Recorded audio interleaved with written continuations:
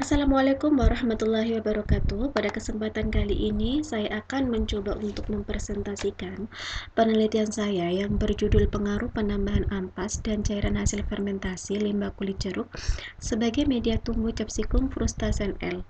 Dengan saya sendiri, Siti Nur Ilmiah sebagai ketua, anggota Karisma Tutururo. Yang menjadi latar belakang saya melakukan penelitian ini karena semakin meningkatnya jumlah penduduk, maka konsumsi dan produksi bahan makanan akan meningkat pula. Hal ini akan berdampak terhadap sisa bahan makanan sehingga akan menumpuk ketika tidak diolah dan akan menjadi limbah yang dapat mencemari lingkungan. Limbah sendiri dibagi atas dua, ada limbah organik dan anorganik. Penanganannya pula berbeda.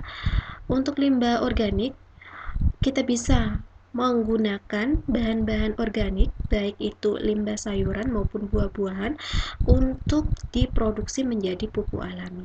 Sedangkan untuk limbah anorganik, kita bisa melakukan daur ulang. Untuk itu, bagi penumpukan limbah organik, kita bisa manfaatkan menjadi pupuk alami yang kita sebut sebagai biofertilizer, yang mana dapat meningkatkan pertumbuhan dari suatu tanaman dengan mengurangi biaya penggunaan dari pupuk yang diperjualbelikan. Biofertilizer terkenal sebagai produk yang ramah lingkungan. Karena sifatnya sebagai pupuk alami, maka dapat meningkatkan pertumbuhan tanaman. Untuk itu, pada penelitian ini, saya gunakan cabai sebagai objek yang akan diamati terhadap pertumbuhan yang dihasilkan dengan memanfaatkan pupuk-pupuk alami dari proses fermentasi limbah kulit jeruk. Tujuan penelitian ini adalah untuk melihat bagaimana pengaruh yang dihasilkan dari produk fermentasi limbah kulit jeruk terhadap pertumbuhan Capsicum frustacea L terhadap pertumbuhan dari cabai tersebut.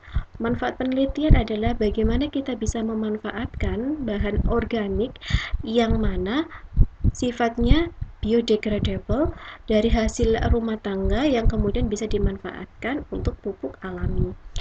Metode penelitian yang berkaitan dengan waktu dan tempat penelitian, bahwa penelitian ini dilaksanakan pada bulan April hingga November 2021 bertempat di laboratorium Universitas Bulfat. Alat dan bahan meliputi semua alat dan bahan yang berperan penting untuk menunjang penelitian ini.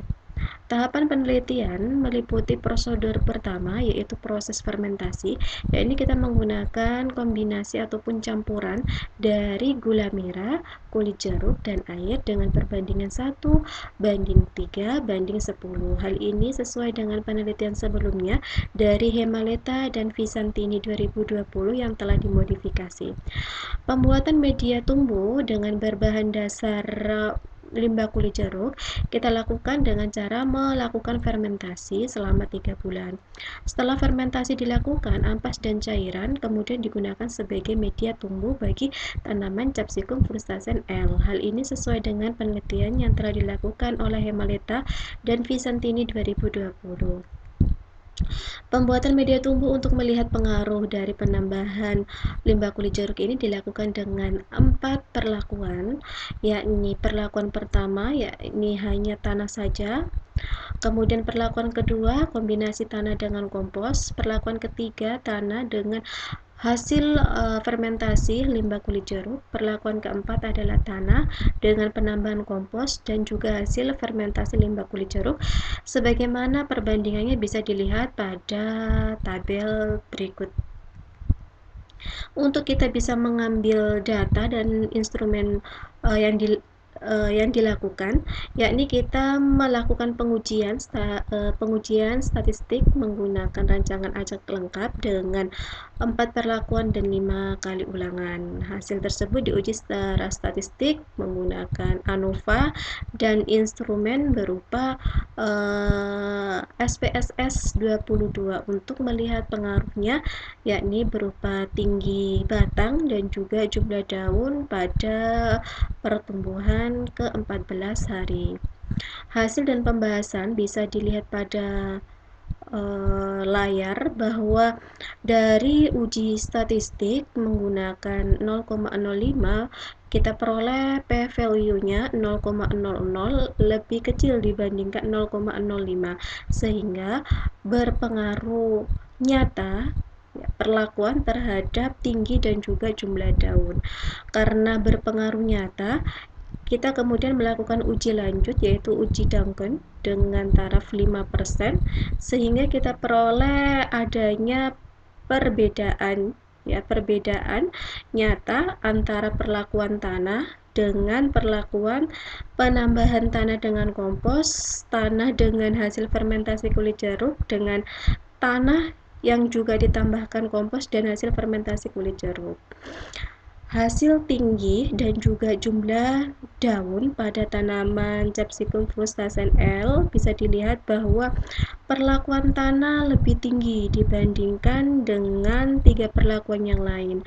Hal ini dapat terjadi karena kita belum mengetahui konsentrasi terbaik. Kita hanya fokus terhadap pemanfaatan dari limbah kulit jeruk. Ternyata penggunaan limbah kulit jeruk juga bisa berperan sebagai kompos karena kita memperoleh perlakuan tanah dengan kompos itu tidak berbeda nyata dengan perlakuan tanah yang dikombinasikan dengan hasil fermentasi kulit jeruk, baik itu pada tinggi maupun jumlah daun. Di sini juga kita bisa melihat bahwasanya ada korelasi antara tinggi dengan jumlah daun. Karena kenapa? Karena menurut dari beberapa sumber menyatakan bahwa daun merupakan organ penting dalam proses pertumbuhan ataupun aktivitas dari tumbuhan tersebut melalui proses fotosintesis, kemudian dihasilkan nutrisi yang diperlukan bagi pertumbuhan sehingga di sini adanya korelasi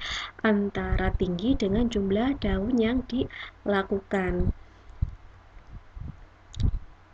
Selanjutnya dari kesimpulan kita bisa menarik suatu kesimpulan ya bahwa ternyata perlakuan tanah ya media tanah itu lebih tinggi dibandingkan dengan perlakuan yang lainnya terhadap pertumbuhan yaitu tinggi dari tanaman dan juga jumlah daun. Hal ini menunjukkan bahwa adanya pengaruh yang nyata.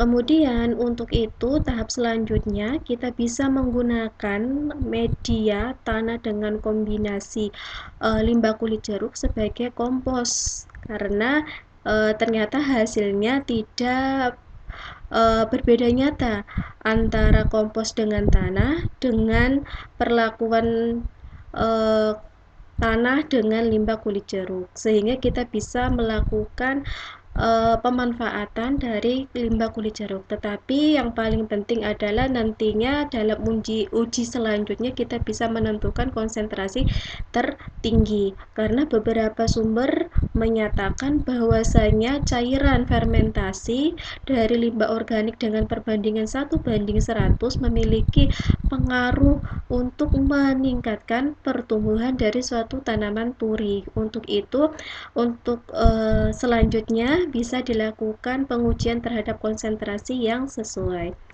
Demikian presentasi yang saya bisa sampaikan. Atas kurang lebihnya saya mohon maaf. Wassalamualaikum warahmatullahi wabarakatuh.